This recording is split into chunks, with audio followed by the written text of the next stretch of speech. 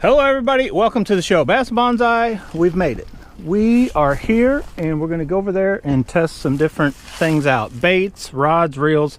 So buckle up, hang on, enjoy the show. It's going to be good. Let's go to our big alpha dog and throw, just because I have yet to ever throw one of these, I'm just going to throw this dude.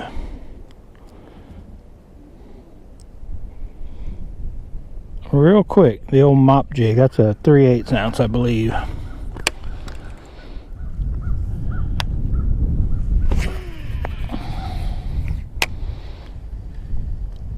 Drag it across that.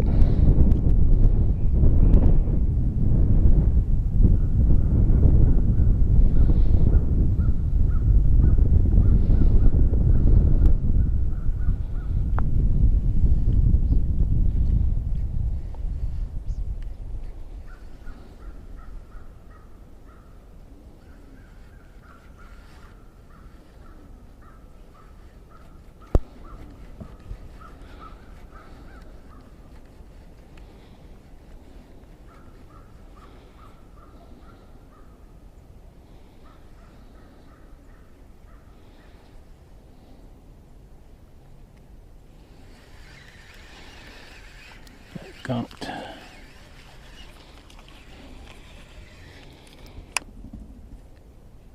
A little too long. That stuff's so brittle, it just, you can't really clean it because it just, you break off a little bit and then it just sticks on your bait.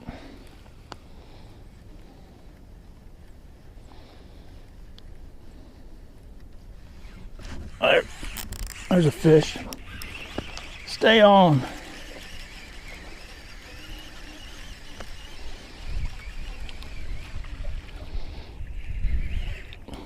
A little overkill with our setup, but was that second or third cast with our jig that we've took a couple years to find. Whee! Baby Rage Menace. I probably could have put a full-size Menace. I probably need to cut that down a little bit more, but that mop jig, it's kind of what it, I'm using it nothing like what it's intended for. I'm just kind of swimming it, but it's actually intended to be used like a mop on the bottom. But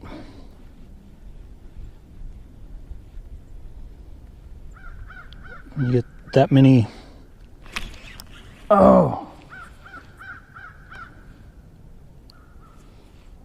whoa, something flying around my head.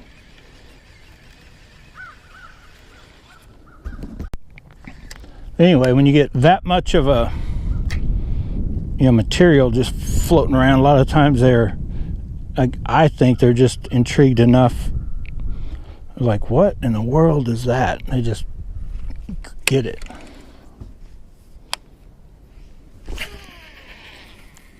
Now, sometimes they don't want all that extra fluff, but sometimes they do.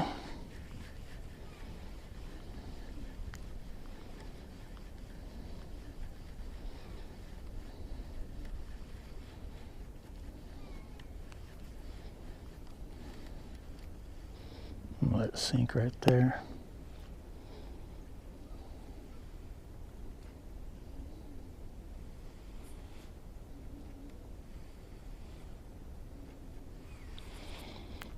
I think if I got it, I got another one. I think if I got around a big bass, they would eat this thing.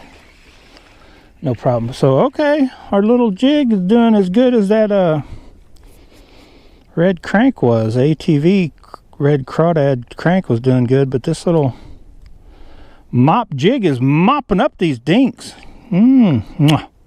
Kiss that one. A little, I told you guys, man, that peanut butter and jelly. There's just something to that. That bait is overdone with the skirt compared to the little trailer, but, and I'm kind of swimming it, kind of killing it, kind of, I don't know. This bottom won't let me do what I'd like to be doing with it, just kind of slow hopping it on the bottom. I'm kind of doing a little bit of everything, but them little dinks can't resist it, can they?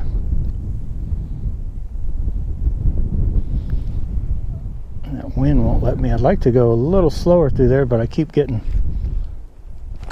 caught up. There's another one. 3 number. Oh, that might be a little better. Oh, getting a little bit bigger. All right, putting in a little work on our new rod and reel combo. Battery's probably gonna go dead on the GoPro, but I'm telling you guys,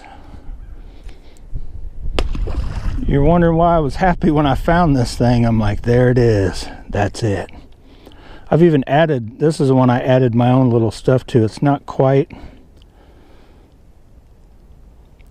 You'd probably be doing the same thing with the regular one, but that the 3/8 is, I think, helping me. If I got a 5/8 and the 1/2 ounce ones, I don't think they would, I think they'd be too heavy. I think that all that material, you know, the light head, all that material, and then the light trailer is letting it kind of stay on top of that nastiness, so there just gives them a better chance of having time to get it.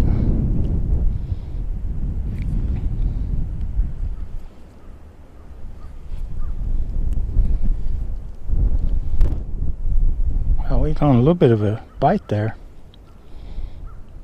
I went way too fast through that time. I'm gonna throw over here. Let that air out. Let that air out just a little bit. How do you let a watered area air out? And you just give it breathing time.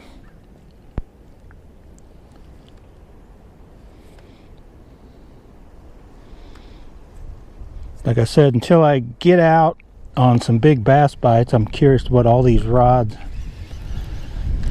are going to feel like with any, you know, good big bass. These little dinks, there's no way to, you know, they're not even starting to put a bend really in the rod. I'm telling you, there's giants in here.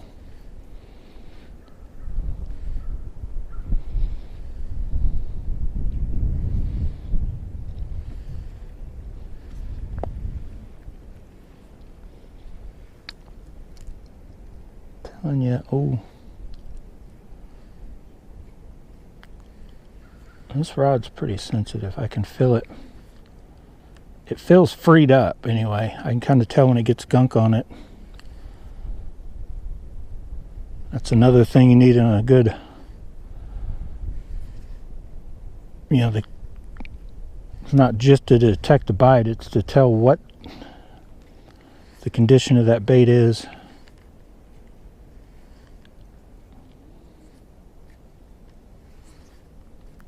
Oh, was that a hit? Okay, that may not have been a...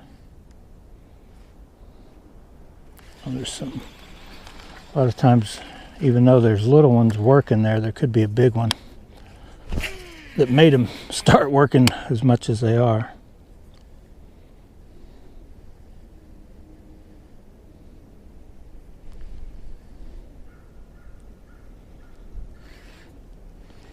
Alright, I'm gunked. Let's see if I can pop it. Alright. Yeah, I think I still got a little something on it.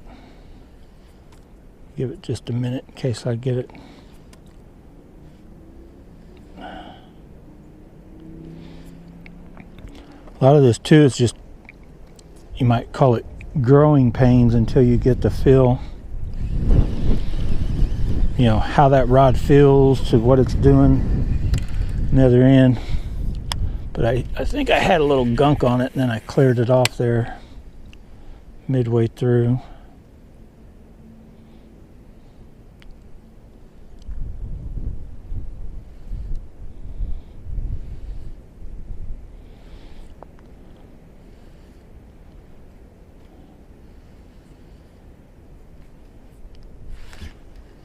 Felt like a tap.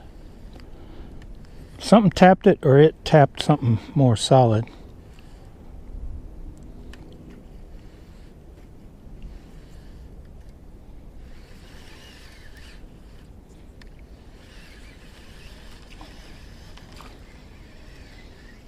Yeah, I think I tapped a little bit of grass. Well, Let's see if they're heated back up over here. Let's see if I can go fast.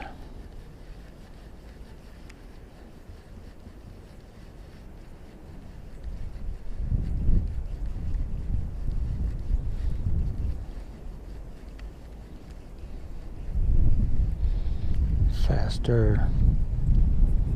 I'm gonna kill it right there. Just.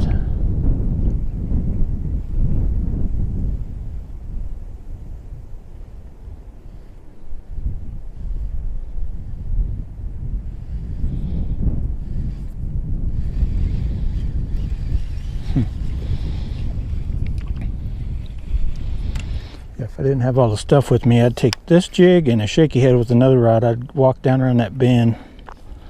I bet you I'd catch a big one. We may lose this jig, but I'm going to throw it all the way across that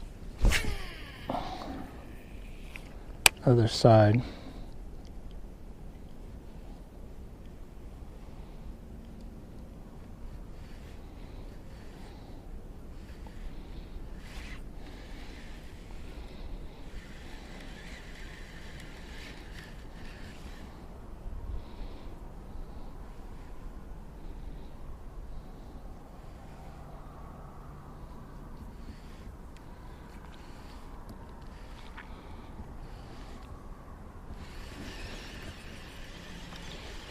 All right, let's try something different.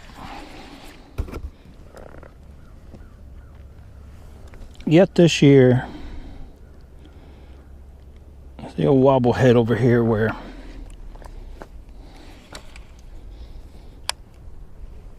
I had a little action earlier.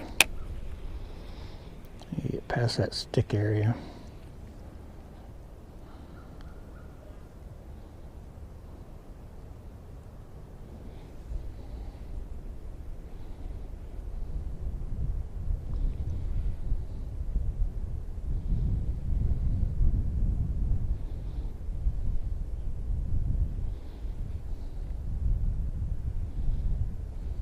There's a hit.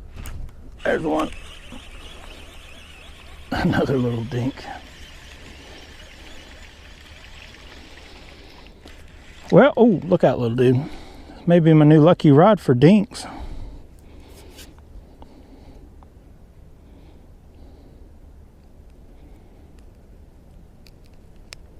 Tearing up them dinks. Little money craw. Just barely skin hook it.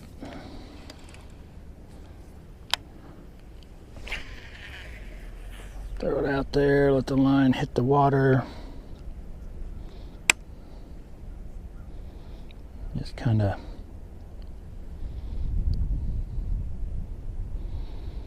walking it on bottom, really.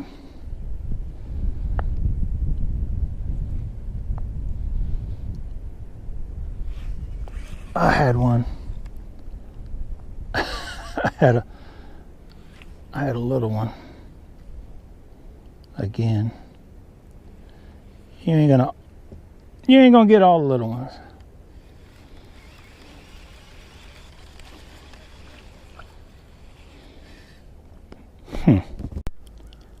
Technically, really the last bait I really would want to use on this, but I mean, I kind of like to use ones that are more of just a profile and you just kind of pull them, and there's one. But with these little dinks, once they get in a little something they'll eat, they'll just eat it. Don't have to be right. We've already caught more now on this rod than we did all the other stuff together, I think. Those couple different baits. Two totally different, really, baits and colors. Just more something I finally got to where I can kind of work, feel the bottom without getting caught up in it, and just kind of game over. Now if I could just get on a big fish, test out my new rod.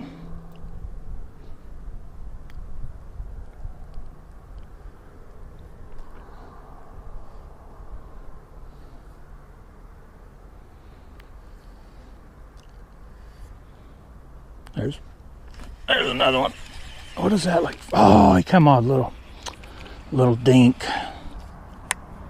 I'm not, you know, as you can probably tell, I'm not yanking to the moon because I know they're little ones.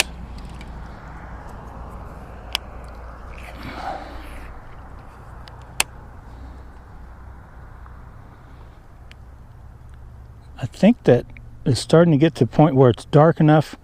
I don't think they can realize me here as much as they did before when it was brighter. Maybe the only reason why they're just more likely to hit.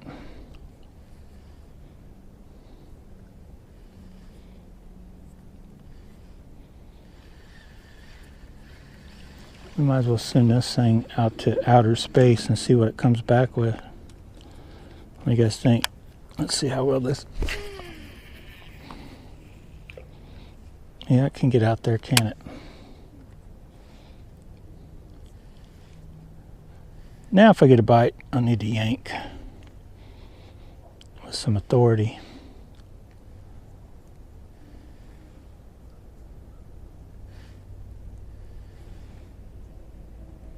I do like this rod, how it feels for the bottom.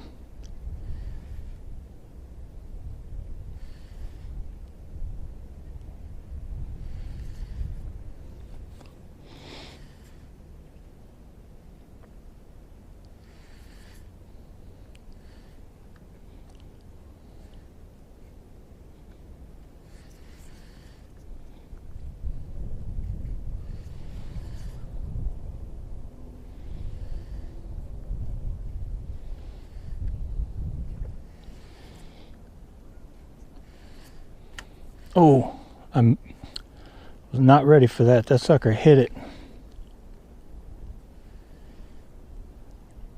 I was sleeping. I felt the hit though. It was probably a little dink, but you could feel it.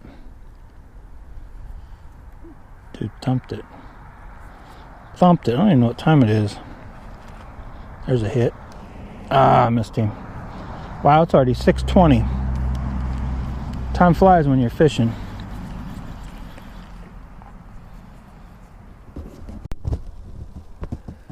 Alright, boys and girls, I'm going to call it a wraps on that. Hopefully you like this little video. I don't know how much of it might piece it all together, but that was our money winner.